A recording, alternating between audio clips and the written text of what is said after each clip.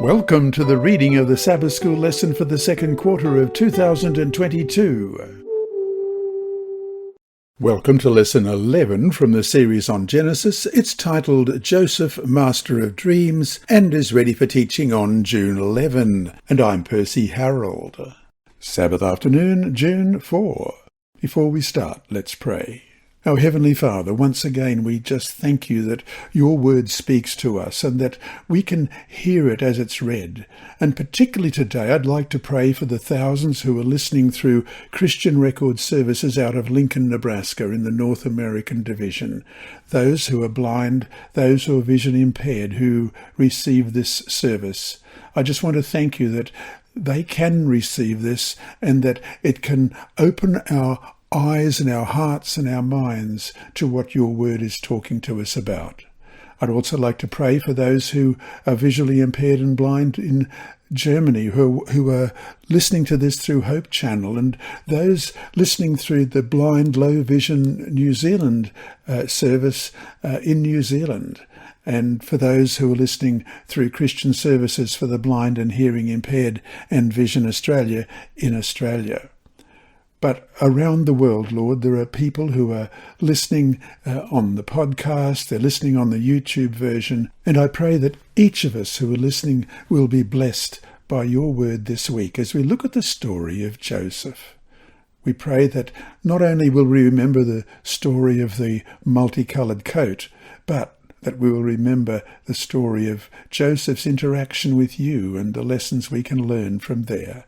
Bless us, and may your Holy Spirit be with each one of us. We pray in Jesus' dear name. Amen. Our memory text this week is Genesis chapter 37 and verse 19.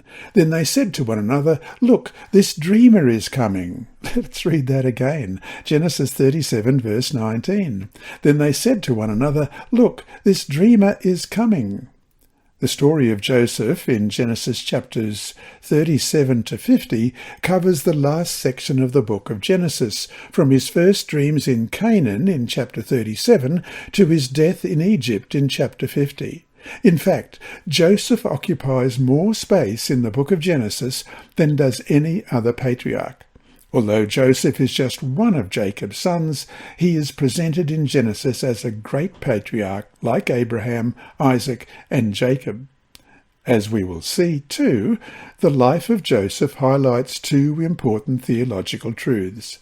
First, God fulfills his promises. Second, God can turn evil into good. In this week's study, we will focus on the early life of Joseph. He is Jacob's favourite son, who is ironically nicknamed Baal Hak-Alomot, the dreamer, in Genesis 37 verse 19, which we'll see later on this week, which means literally master of dreams, implying that he is an expert of dreams. This title fits him very well because he not only receives, understands, and interprets prophetic dreams, but he also fulfills them in his life as well. In these chapters, we will see again that God's providence is affirmed despite the evil and wickedness of the human heart.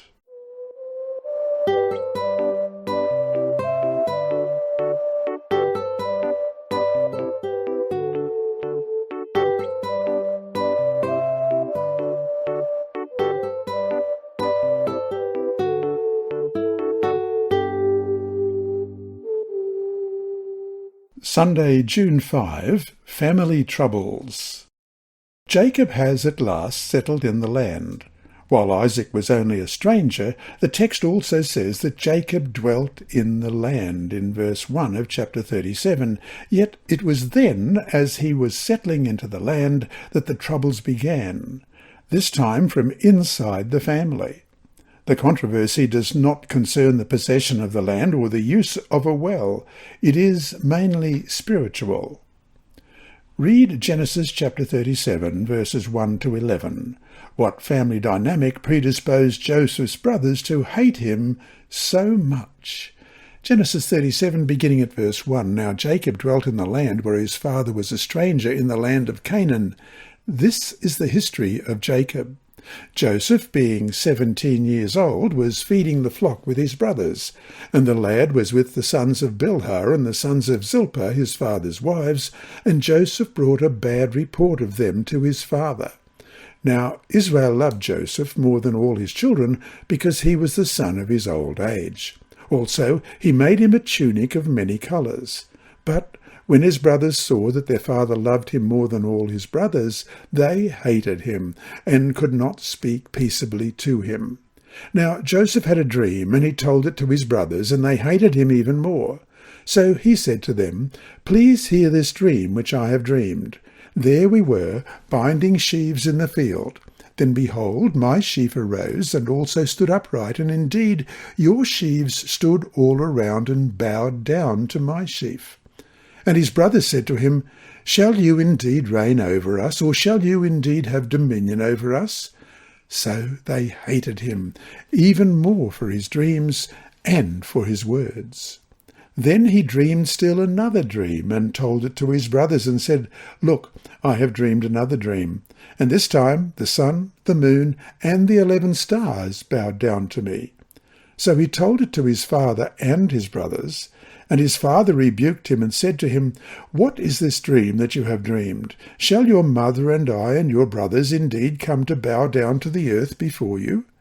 And his brothers envied him, but his father kept the matter in his mind.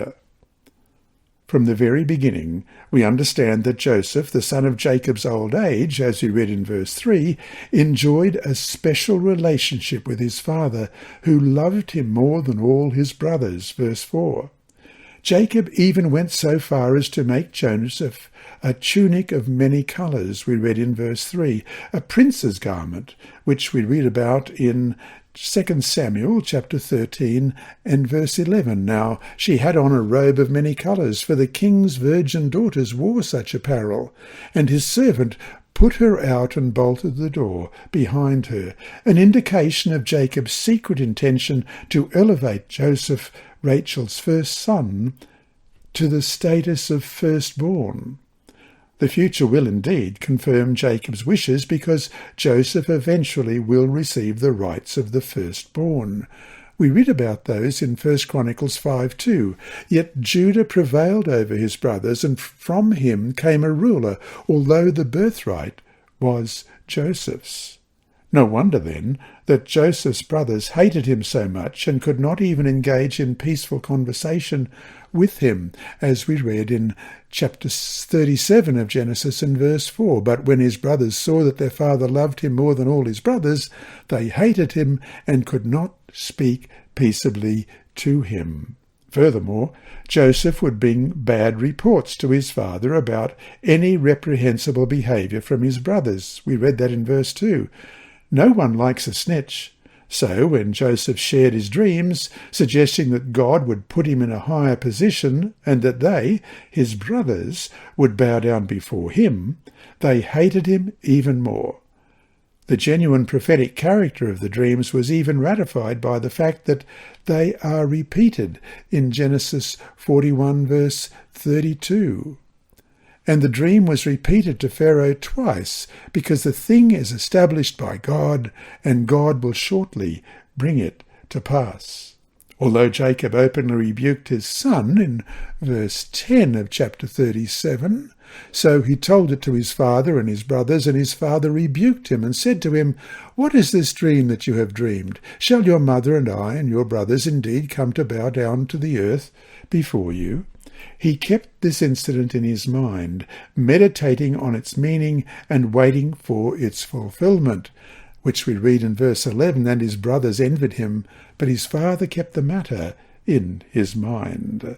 The implication is that perhaps deep down he thought there might be something to those dreams after all. He was right, however much he couldn't know it at the time. And so to finish today, read Matthew chapter 20, verses 26 and 27. What crucial principle is revealed here, and how can we learn to manifest in our own lives what it teaches? Matthew chapter 20, verses 26 and 27. Yet it shall not be so among you, but whoever desires to become great among you, let him be your servant. and whoever desires to be first among you, let him be your slave."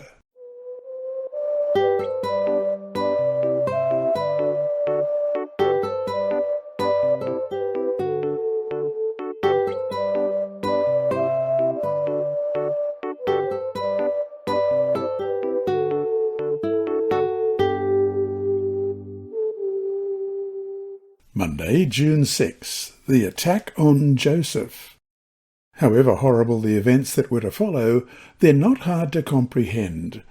To be in that close proximity to, and even to be related to, someone whom you hated would inevitably lead, sooner or later, only to trouble. And it did. Read Genesis chapter 37, verses 12 to 36. What does this teach us about how dangerous and evil unregenerate hearts can be, and what they can lead any one of us to do? Genesis 37, beginning at verse 12. Then his brothers went to feed their father's flock in Shechem. And Israel said to Joseph, "Are not your brothers feeding the flock in Shechem? Come, I will send you to them." So he said to him, "Here I am." Then he said to him, "Please go and see if it is well with your brothers and well with the flocks, and bring back word to me." So he sent him out of the valley of Hebron, and he went to Shechem. Now a certain man found him, and there he was wandering in the field. And the man asked him, saying, "What are you seeking?" So he said, "I am seeking my brothers. Please tell me where they are feeding their flocks." And the man said, "They have departed from here, for I heard them say, 'Let us go to Dothan.'" So Joseph went after his brothers, and found them at Dothan.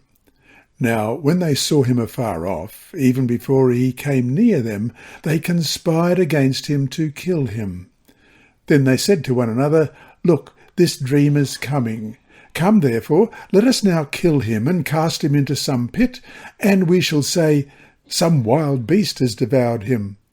We shall see what will become of his dreams."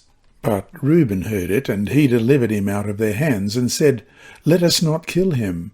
And Reuben said to them, "Shed no blood, but cast him into this pit which is in the wilderness, and do not lay a hand on him, that he might deliver him out of their hands, and bring him back to his father."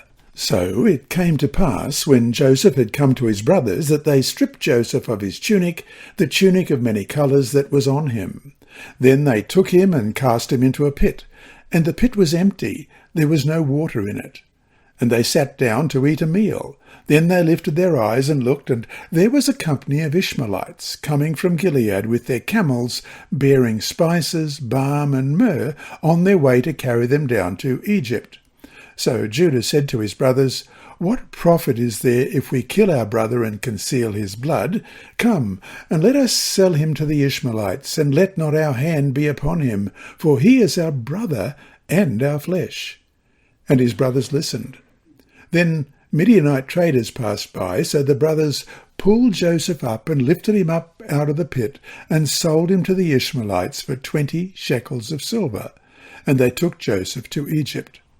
Then Reuben returned to the pit, and indeed Joseph was not in the pit, and he tore his clothes. And he returned to his brothers and said, "The lad is no more, and I, where shall I go?"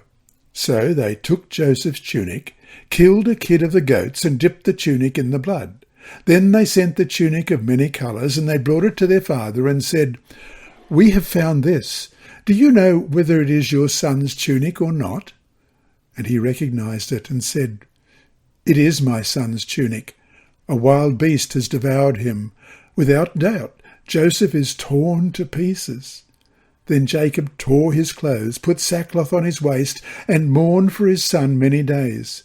And all his sons and all his daughters arose to comfort him.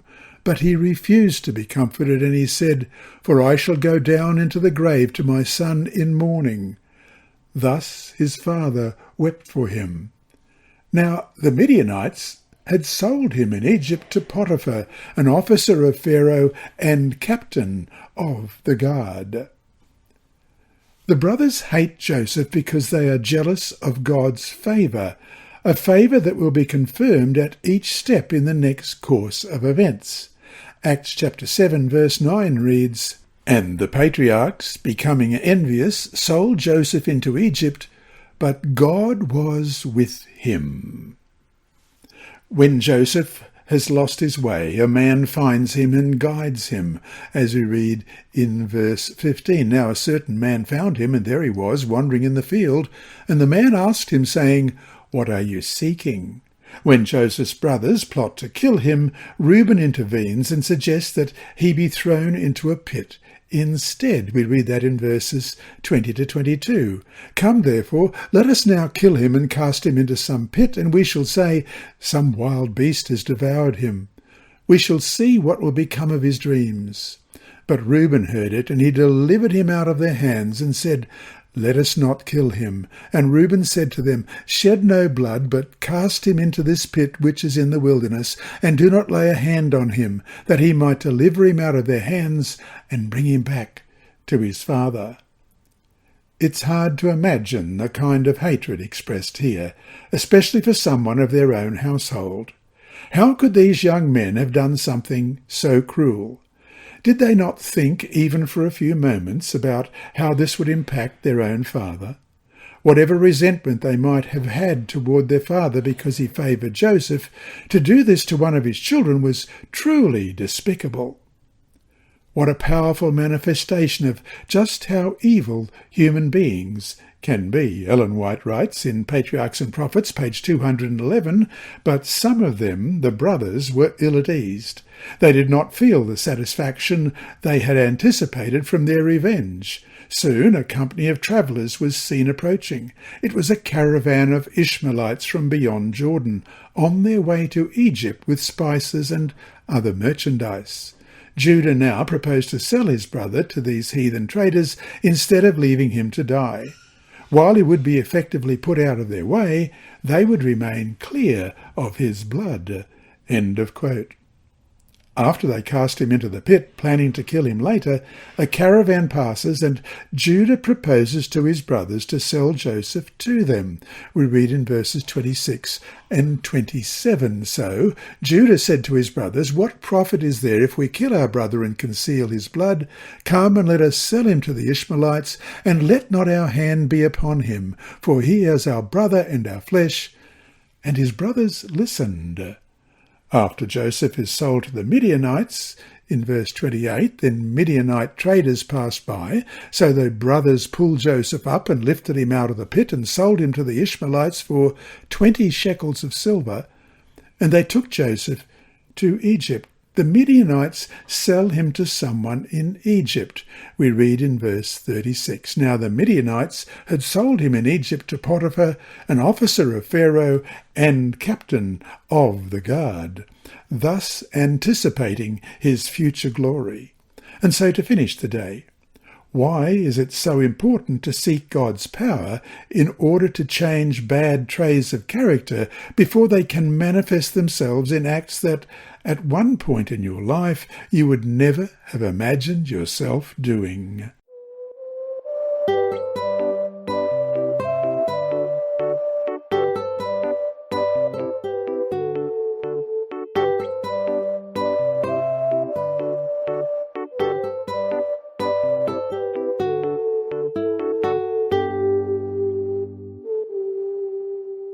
Tuesday, June 7. Judah and Tamar. The story of Tamar is not out of place here. This incident follows chronologically the sale of Joseph in Egypt, and it is consistent with the fact that Judah has just left his brothers, which points to his disagreement with them. In addition, the text shares a number of common words and motifs with the preceding chapter, and it carries the same theological lesson. An evil act will be turned into a positive event linked to salvation. Read Genesis chapter 38. Compare Judah's behaviour with that of the Canaanite Tamar. Who of the two is more righteous, and why? Genesis chapter 38, beginning at verse 1. "It came to pass at that time that Judah departed from his brothers and visited a certain Adullamite, whose name was Hira. And Judah saw there a daughter of a certain Canaanite, whose name was Shua, and he married her and went into her. So she conceived and bore a son, and he called his name She conceived again and bore a son, and she called his name Onan. And she conceived yet again and bore a son, and called his name Shelah. He was at Chezib when she bore him. Then Judah took a wife for his firstborn, and her name was Tamar. But Judah's firstborn, was wicked in the sight of the Lord, and the Lord killed him. And Judah said to Onan, Go into your brother's wife and marry her, and raise up an heir to your brother. But Onan knew that the heir would not be his, and it came to pass, when he went into his brother's wife, that he emitted on the ground, lest he should give an heir to his brother. And the thing which he did displeased the Lord. Therefore he killed him also. Then Judah said to Tamar, his daughter-in-law, Remain a widow in your father's house till my son Shelah is grown. For he said, Lest he also die like his brothers. And Tamar went and dwelt in her father's house. Now, in the process of time, the daughter of Shua, Judah's wife, died, and Judah was comforted and went up to his sheep shearers at Timnah, he and his friend Hira the Adullamite. And it was told Tamar, saying, Look, your father-in-law is going up to Timnah to shear the sheep. So she took off her widow's garments, covered herself with a veil, and wrapped herself, and sat in an open place which was on the way to Timnah. For she saw that Shelah was grown, and she was not given to him as a wife. When Judah saw her, he thought she was a harlot, because she had covered her face. Then he turned to her by the way and said, Please let me come in to you, for he did not know that she was his daughter-in-law. So she said, What will you give me that you may come in to me? And he said, I will send a young goat from the flock. So she said, Will you give me a pledge till you send it? Then he said, What pledge shall I give you? So she said, Your signet and cord, and your staff that is in your hand. Then he gave them to her, and went in to her, and she conceived by him. So she arose and went away, and laid aside her veil, and put on the garments of her widowhood. And Judah sent the young goat by the hand of his friend the Adulamites, to receive his pledge from the woman's hand, but he did not find her. Then he asked the men at that place, saying, Where is the harlot who was openly by the roadside? And they said, There was no harlot in this place. So he returned to Judah and said, I cannot find her. Also the men of the place said, There was no harlot in this place. Then Judah said, Let her take them for herself, lest we be shamed. For I sent this young goat, and you have not found her. And it came to pass, about 3 months after, that Judah was told, saying, Tamar, your daughter-in-law, has played the harlot. Furthermore, she is with child by harlotry. So Judah said, Bring her out, and let her be burned. When she was brought out, she sent to her father-in-law, saying, By the man to whom these things belong, I am with child. And she said, Please determine whose these are, the signet, and cord, and staff. So Judah acknowledged them, and said, She has been more righteous than I, because I did not give her to Shelah my son. And he never knew her again. Now it came to pass at the time of giving birth, that, behold, twins were in her womb. And so it was, when she was giving birth, that the one put out his hand, and the midwife took a scarlet thread and bound it on his hand, saying, This one came out first. Then it happened, as he drew back his hand, that his brother came out unexpectedly. And she said, How did you break through? This breach be upon you. Therefore his name was called Perez. Afterward his brother came out, who had the scarlet thread on his hand, and his name was called Zerah. Judah finds a Canaanite wife. We read in verse 2. Let's just read that again. And Judah saw there a daughter of a certain Canaanite, whose name was Shua, and he married her, and went in to her, with whom he had 3 sons, Onan, and Shelah. Judah gives the Canaanite Tamar as wife to his firstborn, in order to ensure proper genealogy. When and Onan are killed by God because of their wickedness, Judah promises his last son Shelah to Tamar. When, after some time, Judah seems to have forgotten his promise as he goes to comfort himself after the death of his wife, Tamar decides to play the prostitute in order to force him to fulfill his promise. Because Judah has no cash to pay the prostitute, whom he does not recognize, he promises to send her later a goat from his flock. Tamar requires that, in the meantime, he give her his signet and cord and his staff as an immediate guarantee of payment. Tamar will get pregnant from this unique encounter. When later accused of playing the harlot, she will show to the accuser Judah his signet and cord and his staff. Judah understands and apologizes. The conclusion of this sordid story is the birth of Perez, meaning breaking through, who, like Jacob, is born second and becomes first, and is named in salvation history as the ancestor of David, as we read in Ruth chapter 4, verses 18 to 20. Now this is the genealogy of Perez. Perez begat Hezron, and Hezron begat Ram, and Ram begat Amminadab. Amminadab begat Nahshon, and Nahshon begat Salmon. Salmon begat Boaz, and Boaz begat Obed. Obed begot Jesse, and Jesse begot David. And ultimately of Jesus Christ, as we read in Matthew 1, verse 3. Judah begot Perez and Zerah by Tamar. Perez begot Hezron, and Hezron begot Ram. As for Tamar, she is the first of the 4 women, followed by Rahab. We read about her in Matthew chapter 1 and verse 5. Salmon begat Boaz by Rahab. Boaz begot Obed by Ruth. Obed begot Jesse. And then there's Ruth. We read about her in verse 5 and 6 again. Salmon begat Boaz by Rahab. Boaz begot Obed by Ruth. Obed begot Jesse, and Jesse begot David the king. And the wife of Uriah, we read in verse 6.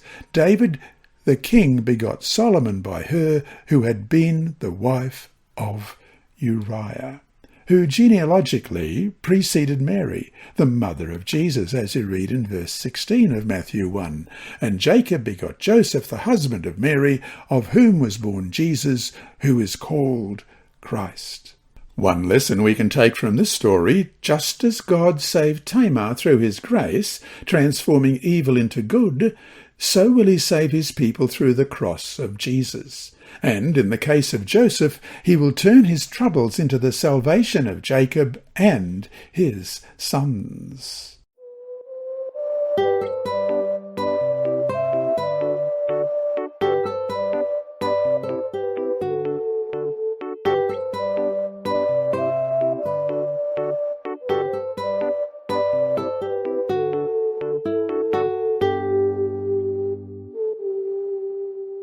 Wednesday, June 8. Joseph, a slave in Egypt. We now pick up the flow of Joseph's stories, which have been interrupted by the Tamar incident. Joseph is now working as a slave for the captain of the guard, who is in charge of the prison for royal officials. Let's have a look at that in Genesis 40, verses 3 and 4. So he put them in custody in the house of the captain of the guard in the prison, the place where Joseph was confined.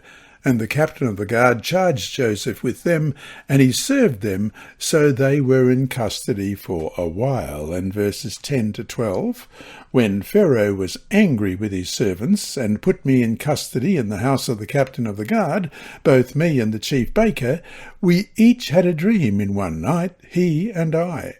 Each of us dreamed according to the interpretation of his own dream.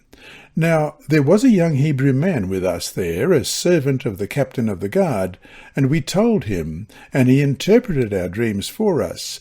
To each man he interpreted according to his own dream. Read Genesis chapter 39. In light of the example of Joseph's working as a manager under Potiphar, what are the factors that led to such success? Genesis chapter 39, beginning at verse 1. Now Joseph had been taken down to Egypt, and Potiphar, an officer of Pharaoh, captain of the guard, an Egyptian, bought him from the Ishmaelites who had taken him down there. The Lord is with Joseph, and he was a successful man, and he was in the house of his master the Egyptian. And his master saw that the Lord was with him, and that the Lord made all he did to prosper in his hand. So Joseph found favour in his sight, and served him. Then he made him overseer of his house, and all that he had he put under his authority.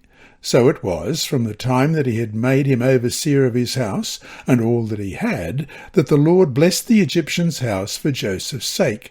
And the blessing of the Lord was on all that he had in the house and in the field.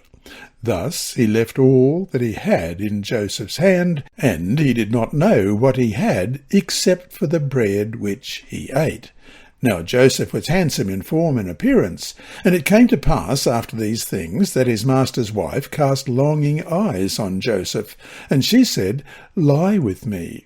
But he refused, and said to his master's wife, "Look, my master does not know what is with me in the house, and he has committed all that he has to my hand. There is no one greater in his house than I, nor has he kept back anything from me but you, because you are his wife. How then can I do this great wickedness and sin against God?" So it was, as she spoke to Joseph day by day, that he did not heed her, to lie with her or to be with her. But it happened about this time, when Joseph went into the house to do his work, and none of the men of the house was inside, that she caught him by his garment, saying, "Lie with me." But he left his garment in her hand, and fled and ran outside. And so it was, when she saw that he had left his garment in her hand and fled outside, that she called to the men of her house and spoke to them, saying, "See, he has brought in to us a Hebrew to mock us. He came in to me to lie with me, and I cried out with a loud voice. And it happened, when he heard that I lifted my voice and cried out, that he left his garment with me and fled, and went outside." So she kept his garment with her until his master came home. Then she spoke to him with words like these, saying, "The Hebrew servant whom you brought to us came in to me to mock me. So it happened, as I lifted my voice and cried out, that he left his garment with me and fled outside." So it was, when his master heard the words which his wife spoke to him, saying, "Your servant did to me after this manner," that his anger was aroused. Then Joseph's master took him and put him into the prison, a place where the king's prisoners were confined, and he was there in the prison. But the Lord was with Joseph and showed him mercy, and he gave him favour in the sight of the keeper of the prison. And the keeper of the prison committed to Joseph's hand all the prisoners who were in the prison. Whatever they did there, it was his doing. The keeper of the prison did not look into anything that was under Joseph's authority, because the Lord was with him, and whatever he did, the Lord made it prosper. Almost immediately, Joseph was characterized as a man of success, as we read in Genesis 39, 2 and 3. The Lord was with Joseph, and he was a successful man, and he was in the house of his master the Egyptian. And his master saw that the Lord was with him, and that the Lord made all he did to prosper in his hand. He was so good, and his master so trusted him, that all that he had he put into his hand. And Potiphar even made him overseer over his house, we read in verse 4. Joseph's success, however, does not corrupt him. When Potiphar's wife notices him and wants to sleep with him, Joseph unambiguously refuses and prefers to lose his job and his security, rather than, as it says in verse 9, do this great wickedness and sin against God. The woman, humiliated by Joseph's refusal, reports falsely to her servants and to her husband that Joseph wanted to rape her. As a result, Joseph is cast into prison. Joseph experiences here what we all have experienced, the sense of abandonment by God, though even in this difficult time, as it said in verse 21, the Lord was with Joseph. Eventually, the Lord acts, and it has an impact on Joseph's relationship with the officer of the prison.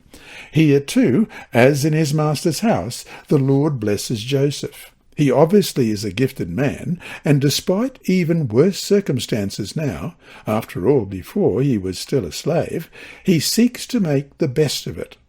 Whatever his gifts, however, the text makes it clear that in the end it was only God who brought him success.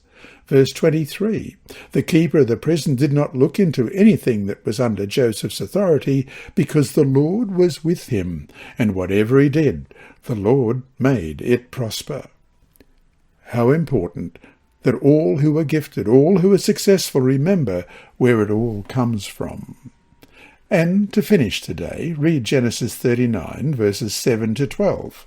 How did Joseph resist the advances of Potiphar's wife? Why did Joseph specifically say that to do what she asked would be a sin against God? What understanding does he show of the nature of sin and what it is? Genesis 39, beginning at verse 7, And it came to pass after these things that his master's wife cast longing eyes on Joseph, and she said, Lie with me.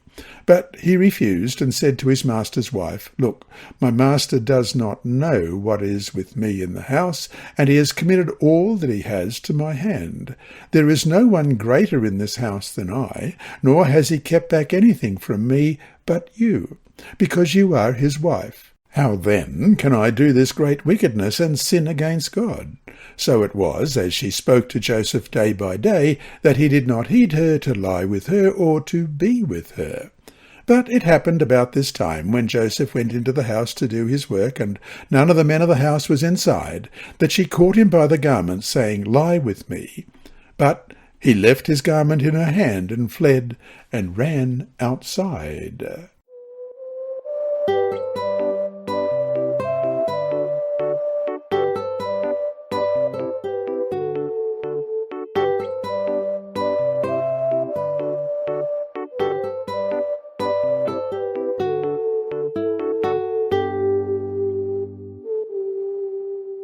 Thursday, June 9. The Dreams of Pharaoh. Read Genesis chapter 40, verse 1 to chapter 41, verse 36.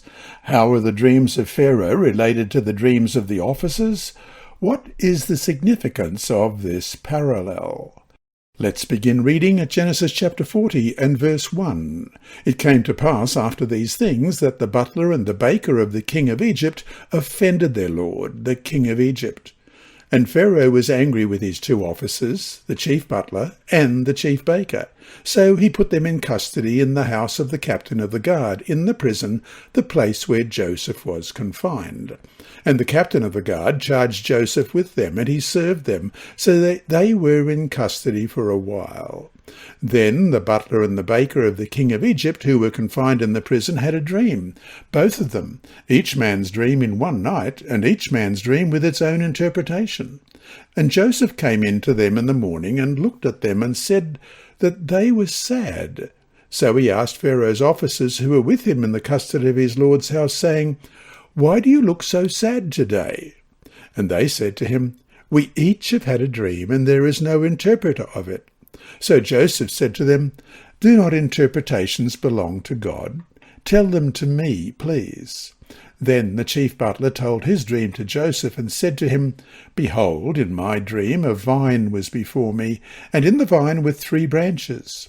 It was as though it budded, its blossoms shot forth, and its clusters brought forth ripe grapes. Then Pharaoh's cup was in my hand, and I took the grapes and pressed them into Pharaoh's cup, and placed the cup in Pharaoh's hand. And Joseph said to him, This is the interpretation of it.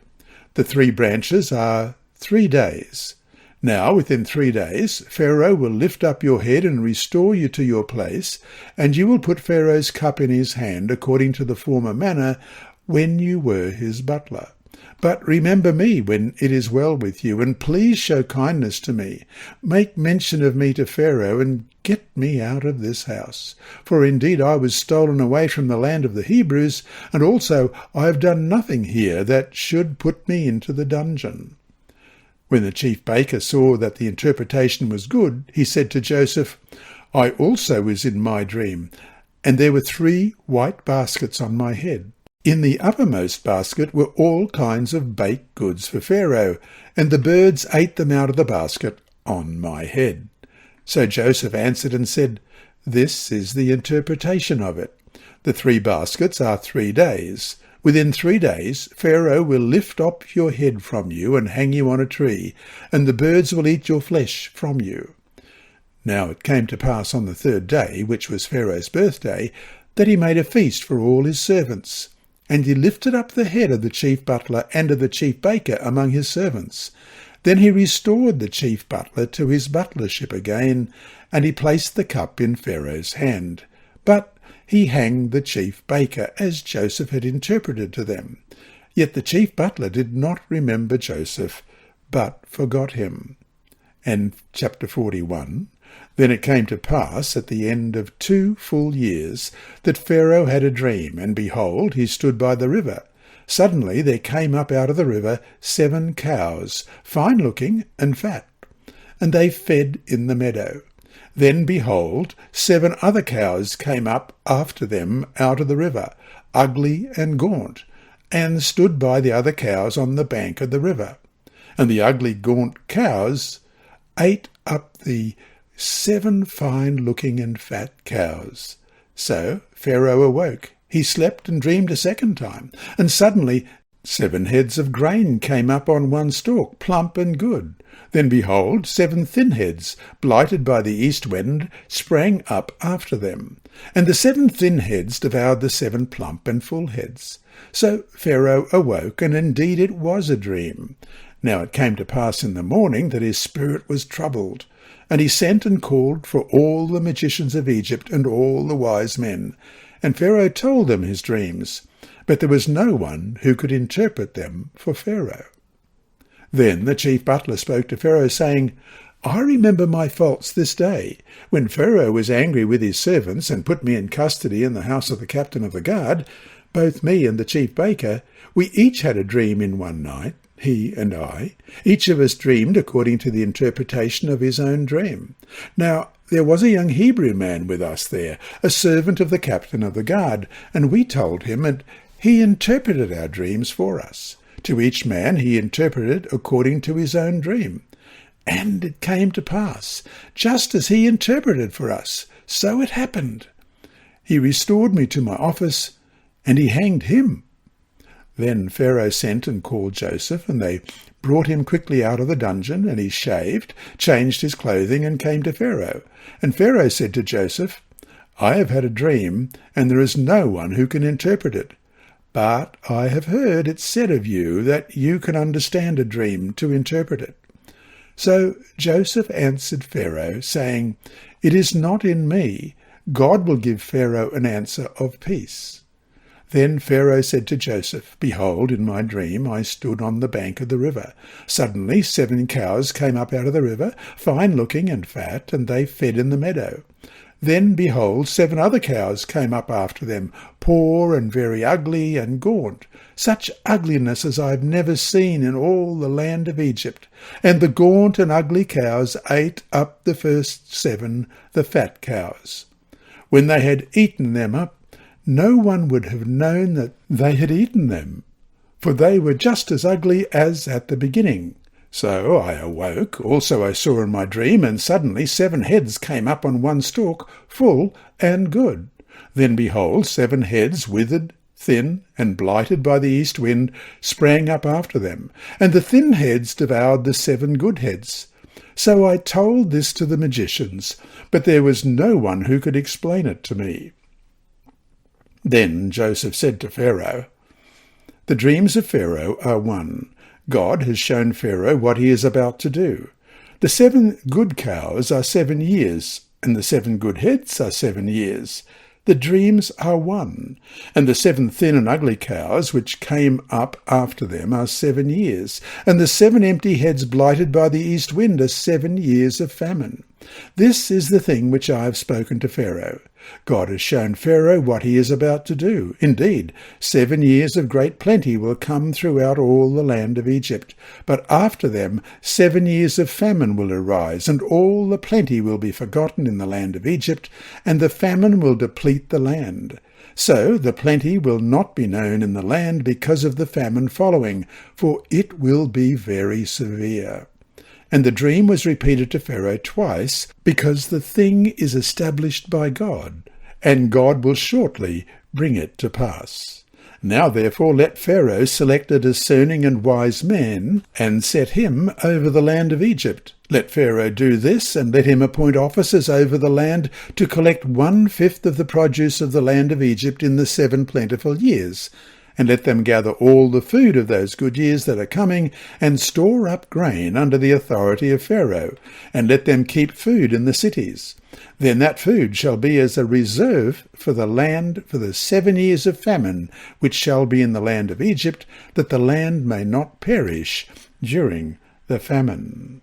The providential character of the events continues. Over time, Joseph is put in charge of the prisoners, 2 of whom happen to be former officers of Pharaoh, a butler and a baker. We read about that in chapter 41, verses 9 to 11.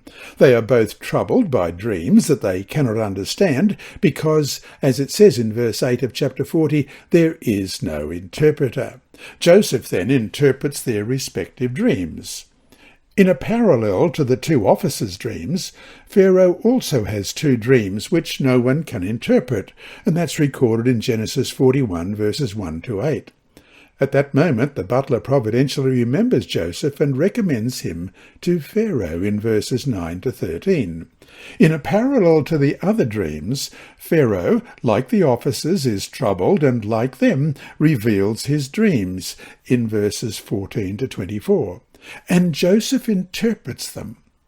Like the officers' dreams, Pharaoh's dreams display parallels of symbols, the 2 series of 7 cows, fat and gaunt, just as the 2 series of heads of grain, plump and thin, represent 2 series of years, 1 good and 1 bad. The 7 cows parallel the 7 heads of grain, repeating the same message, an evidence of their divine origin, just like Joseph's dreams, as we read in chapter 41, verse 32. And the dream was repeated to Pharaoh twice, because the thing is established by God, and God will shortly bring it to pass. And we compare that with Genesis 37 and verse 9. Then he dreamed still another dream, and told it to his brothers, and said, Look, I have dreamed another dream. And this time the sun, the moon, and the 11 stars bowed down to me. Though Joseph is the one who interpreted the dream for Pharaoh, Joseph makes certain that Pharaoh knows that it was God, Elohim, who showed the king the things that he, God, was going to do, as we read in chapter 41, verse 25. Then Joseph said to Pharaoh, The dreams of Pharaoh are one. God has shown Pharaoh what he is about to do. And he repeats this in verse 28. This is the thing which I have spoken to Pharaoh.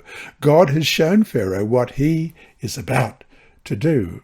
It seems, too, that Pharaoh got the message because when he decided to appoint someone to be over the land, his argument was as follows in verses 39 and 40. Inasmuch as God has shown you all this, there is no one as discerning and wise as you. You shall be over my house, and all my people shall be ruled according to your word. How fascinating. Thanks to God, Joseph goes from ruler over Potiphar's house, to ruler over the prison, to ruler over all of Egypt. What a powerful story about how, even amid what looked like terrible circumstances, God's providences are revealed. And so to finish the day, how can we learn to trust God and cling to his promises when events don't appear providential at all, and indeed God seems silent?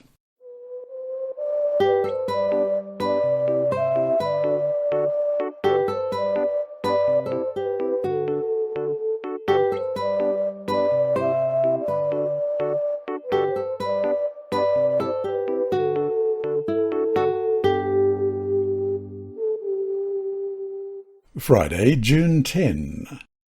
From the book Education, written by Ellen G. White, pages 51 and 52, we read, In early life, just as they were passing from youth to manhood, Joseph and Daniel were separated from their homes and carried as captives to heathen lands. Especially was Joseph subject to the temptations that attend great changes of fortune. In his father's home, a tenderly cherished child.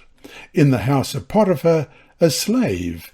Then a confidant and a companion, a man of affairs, educated by study, observation, contact with men. In Pharaoh's dungeon, a prisoner of state, condemned unjustly, without hope of vindication or prospect of release. Called at a great crisis to the leadership of the nation. What enabled him to preserve his integrity? In his childhood, Joseph had been taught the love and fear of God. Often in his father's tent under the Syrian stars, he had been told the story of the night vision at Bethel, of the ladder from heaven to earth, and of the descending and ascending angels, and of him who from the throne above revealed himself to Jacob. He had been told the story of the conflict beside the Jabbok, when, renouncing cherished sins, Jacob stood conqueror and received the title of a prince with God. A shepherd boy tending his father's flocks, Joseph's pure and simple life had favoured the development of both physical and mental power. By communion with God through nature and the study of the great truths handed down as a sacred trust from father to son, he had gained strength of mind and firmness of principle. In the crisis of his life, when making that terrible journey from his childhood home in Canaan to the bondage which awaited him in Egypt, looking for the last time on the hills that hid the tents of his kindred, Joseph remembered his father's God. He remembered the lessons of his childhood, and his soul thrilled with the resolve to prove himself true, even to act as became a subject of the King of Heaven. End of quote. And that brings us to our two discussion questions for this week. 1. Compare Joseph with Daniel and Jesus. What are their common points? How do Joseph and Daniel, in their own ways, reveal aspects of what Jesus would be like? And 2. Talk about the question at the end of Thursday's study. How do we learn to trust God when things don't turn out as well for us as they did eventually for Joseph?